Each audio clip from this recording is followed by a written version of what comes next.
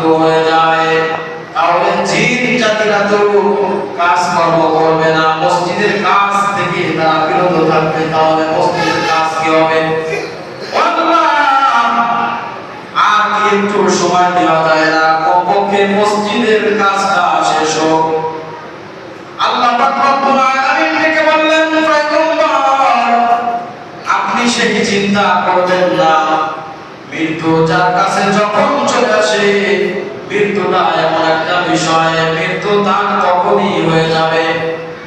বাইতুল মুকাদ্দাসের কাজ কিভাবে হবে এ নিয়ে আপনি চিন্তা করবেন না। আল্লাহ বললেন সেই দায়িত্ব আমার, বাইতুল মুকাদ্দাসের কাজ আমি শেষ করব, কিন্তু আপনার মৃত্যু হয়ে যাবে।